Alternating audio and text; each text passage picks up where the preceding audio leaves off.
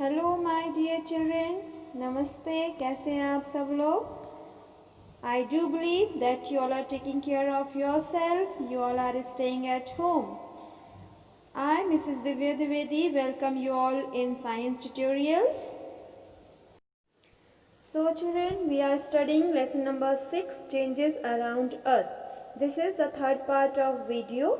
In first part of video, we have learned different examples of reversible and irreversible changes. In second part of video, we have learned about different ways of bringing changes like expansion and contraction in detail. Now, in this part of video, we are going to study some more examples of reversible and irreversible changes. So dear children, today we will start with page number 49, lesson number 6, page number 49. When we heat water in a pan, it begins to boil. After some time, if we continue to heat further, the quantity of water in a pan begin to decrease. Water changes into vapor. Children, as you all know that when we heat water, water is converted into vapor by the process of evaporation. Means on heating, water changes into vapor. That's why when we heat water, the quantity of water in a pan begin to decrease.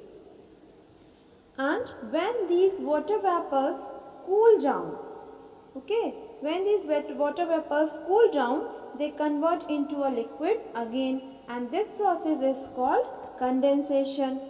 We all have noticed ice melts when it is heated.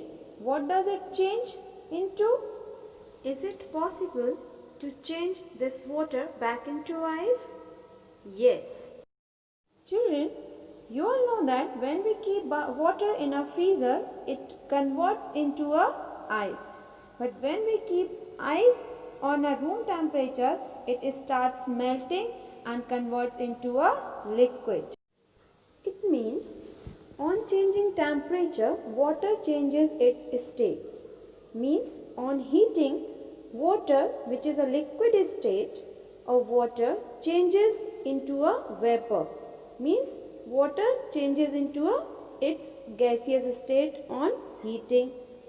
But when these vapors cool down, means when temperature decreases, this gaseous state of water, which is a vapor, changes into liquid again.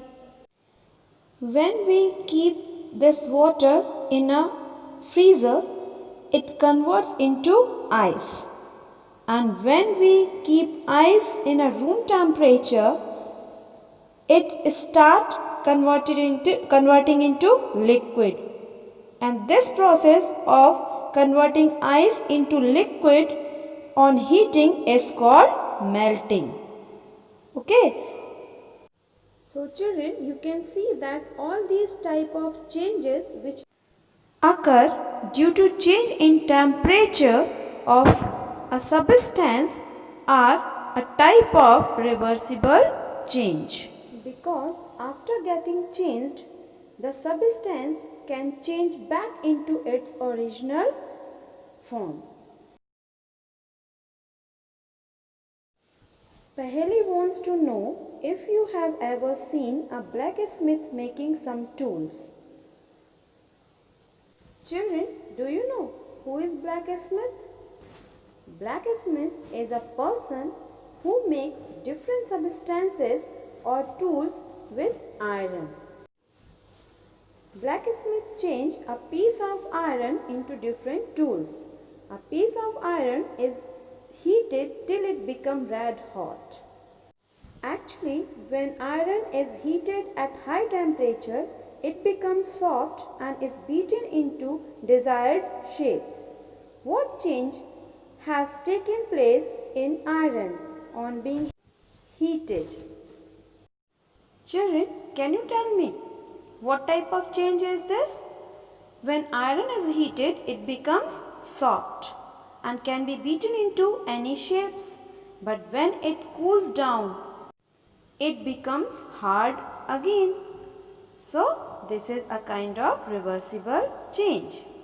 Now, Buju has often noticed that road construction workers heat a black material called tar for repairing a road. He wants to know whether the change caused in a tar by heating is a reversible.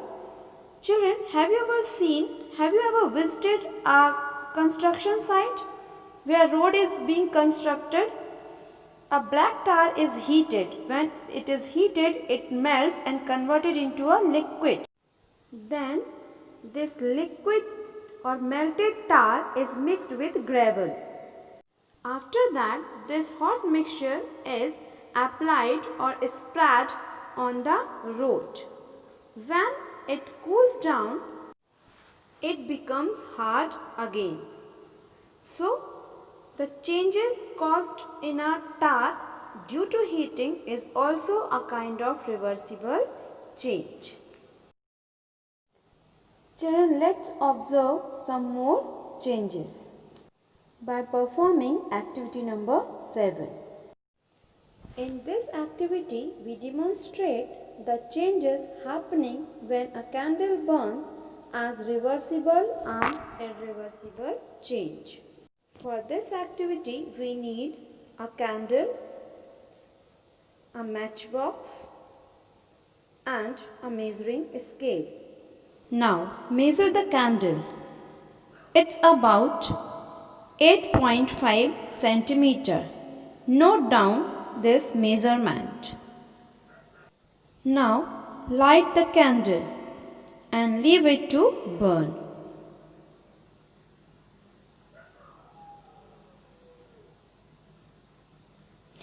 After a few minutes, you will see that some of the candle is melted on heating and collected at the bottom. When it cools down, it becomes hard again. While some amount of wax of the candle has burned and the candle has become shorter. Now the length is about 7 centimeter. So children, we can conclude that when candle burns, two processes takes place. First is melting of candle, which can be collected again. So melting of a candle is a kind of reversible change. Second change is burning of wax. Once the wax is burned, it cannot be obtained again. So, burning of wax in a candle is an irreversible change, while melting of wax is a reversible change. So, dear children, here the explanation of lesson number 6 is completed. I hope you all have enjoyed, you all have understood all the topics explained by me. That's all for today. Have a nice day.